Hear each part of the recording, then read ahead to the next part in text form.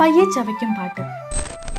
ജപ്പാൻകാർ ഊണ് കഴിക്കും മുമ്പ് പറയും ഇറ്റാദാക്കി മാസു, ഞാൻ വിനയപൂർവ്വം ഇതിൽ പങ്കുചേരുന്നു എന്നർത്ഥം വരുന്ന ഒരു ഉപചാര വാക്കാണത്.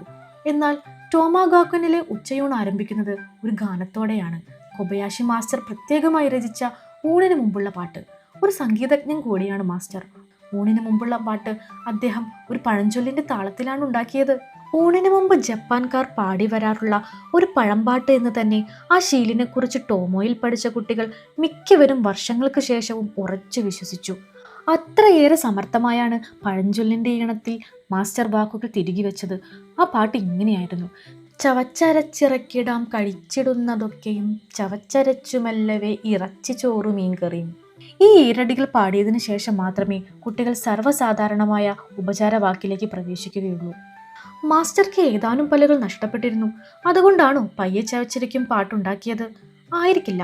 അദ്ദേഹം എപ്പോഴും പറയാറുണ്ടായിരുന്നു, ആഹാരം മെല്ലെ മെല്ലെ കഴിക്കണം, ഒരുപാട് സമയമെടുത്ത് സൊറ പറഞ്ഞിരുന്നു വളരെ മെല്ലെ കഴിക്കണമെന്ന്. അത് ഓർമ്മിപ്പിക്കാനായിരിക്കണം നാടൻ ഈണത്തിലുള്ള പയ്യെ ചവയ്ക്കും പാട്ട് അദ്ദേഹം ഉണ്ടാക്കിയത്. കൊച്ചു ടോട്ടോയും കൂട്ടുകാരും കഴിയുന്നത്ര ഉച്ചത്തിൽ ഒത്തുചേർന്നു പാടി.